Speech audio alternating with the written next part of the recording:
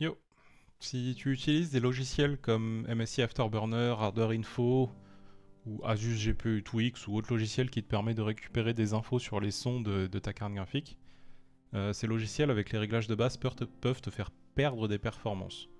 Donc d'abord je te montre le fixe rapidement et ensuite je t'explique pourquoi.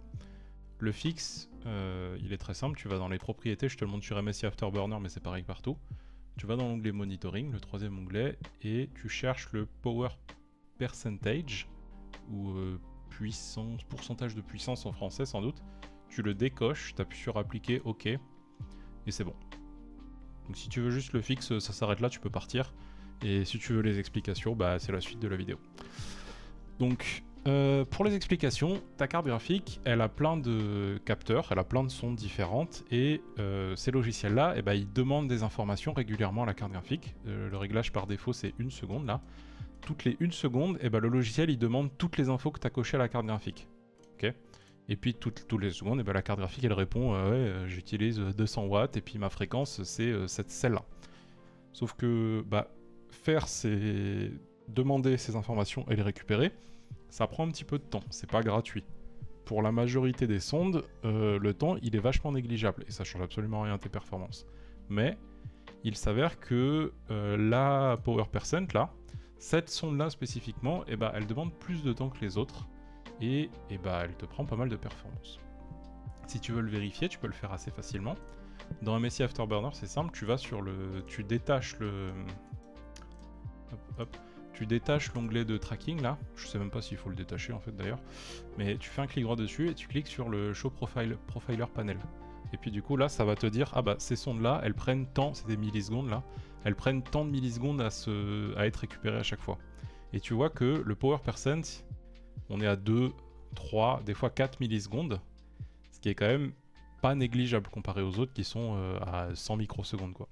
Et tu peux t'amuser à toutes les activer si tu veux. Tu peux mettre tout le monde. Hop, hop. Si je mets vraiment tout le monde là, on peut voir que, honnêtement, le Power Percent, c'est la seule qui prend vraiment du temps, tu vois. Tout le reste, bon, ça, je peux pas scroll là comme ça, mais ça prend rien en temps, on s'en fout. La seule vraiment qui... Et c'est comme ça, hein, ça fait longtemps que c'est comme ça.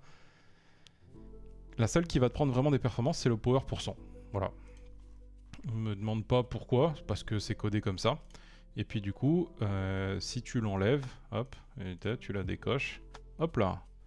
Là, on est à 200 microsecondes maximum, toutes les secondes, plus aucun problème. Maintenant, c'est quelque chose que tu vas pas voir la différence. Si tu fais des benchmarks de FPS et que tu regardes ta moyenne de FPS, tu vas pas voir la différence. Parce que quand tu regardes tes FPS, c'est une moyenne sur...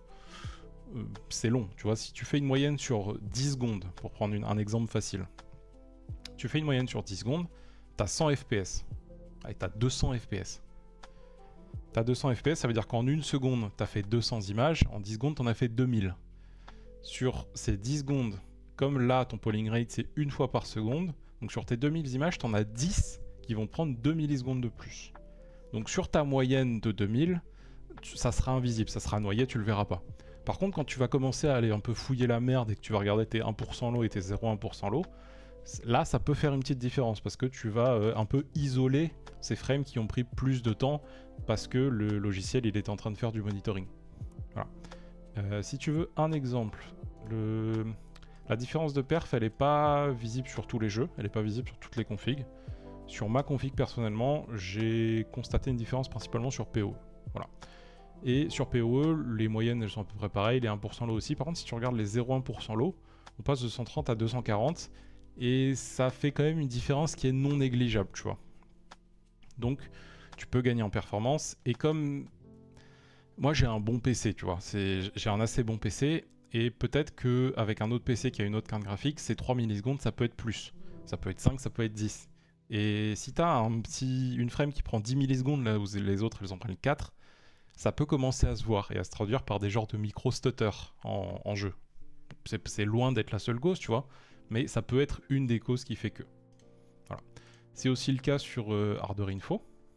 Vu que c'est exactement le même sensor, si tu regardes là, et je l'ai déjà highlighté, Total GPU Power, si on regarde en ms, et ben il prend 3 ms. 2 ms, 3 ms, tu vois, il prend un peu de temps. Si tu veux savoir comment on affiche cette colonne là sur Hardware Info, c'est pas compliqué, tu cliques sur configurer et là tu coches show colonne, tu mets profiling time et ça te permet de voir le temps que prend le profiling à chaque fois de récupérer les infos des sondes. Tu peux voir d'ailleurs que là j'ai 15 millisecondes sur la RAM, j'ai 15 millisecondes sur la RAM, tu vois, j'ai 7 millisecondes sur le SSD.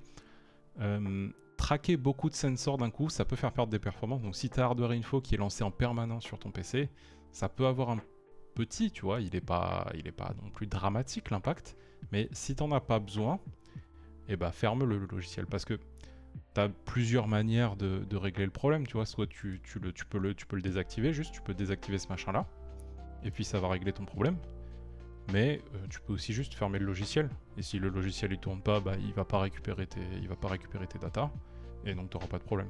MSI Afterburner, c'est peut-être pas mal de le garder activé parce que tu t'en sers peut-être pour faire de l'overclocking.